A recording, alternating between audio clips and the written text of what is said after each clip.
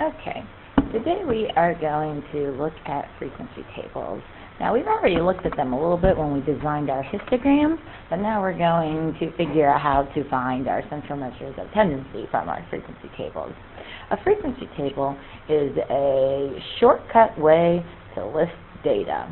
So examine the frequency table below.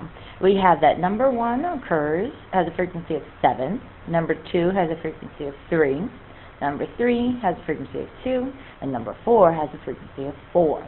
So this means that number 1 occurs 7 times. So list the data values that appear in the table. Alright, I think I said it. 1, 2, 3, 4, 5, 6, 7. Alright, number 2 occurs 3 times. 1, 2, 3. Number 3 occurs 2 times, and number 4 occurs 4 times. How many numbers are actually represented by the table? So we can count up our list here, or we can actually count up our frequencies here. So 7 plus 3 is 10, plus 2 is 12, plus 4 is 16. Alright. Alright, try this. Make a frequency table for the following data. So put your numbers down here.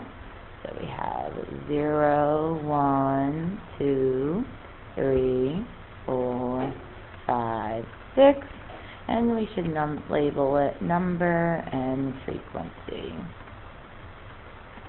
Alright, I'll get you started on it and then you can finish. Oh, that's an ugly frequency. Okay. So 0 occurs 1, 2, 3, 4 times. 1 occurs 1, 2, 3 times. 2 does not occur at all, so put a 0 there. Alright, check to see how many times 3 occurs, how many times 4 occurs, how many times 5 occurs, and 6. Alright, now let's look at finding the mean. Many students will attempt to find the mean by adding the frequencies up and dividing by 6.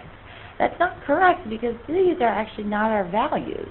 Our values are actually 1 4 times.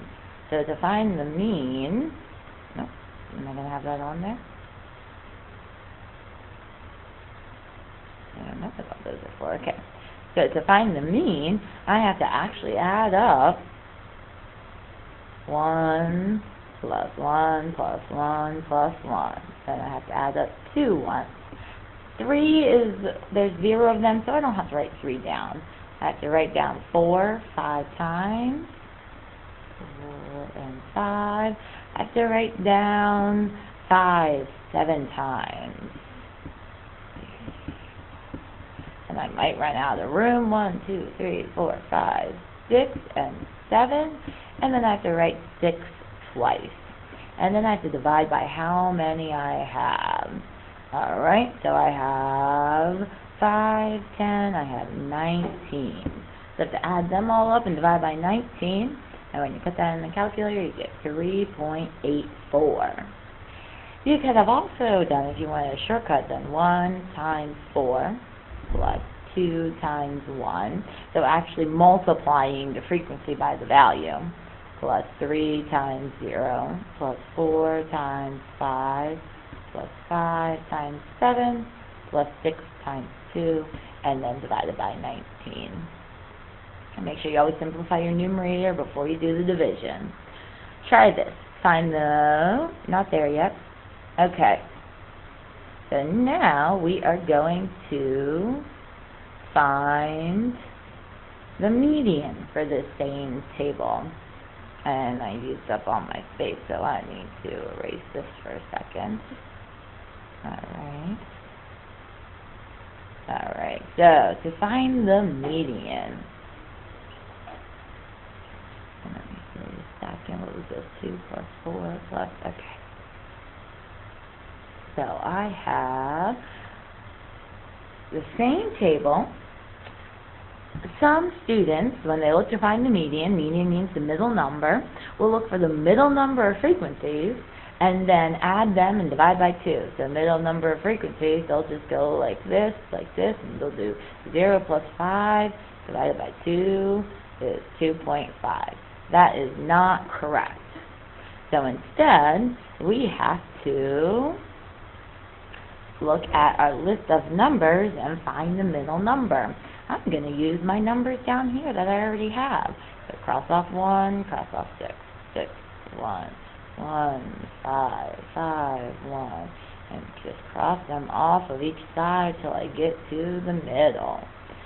And let's see how I do. Oh, look right there. I get that my median is 4. Very different than our 2.5 there.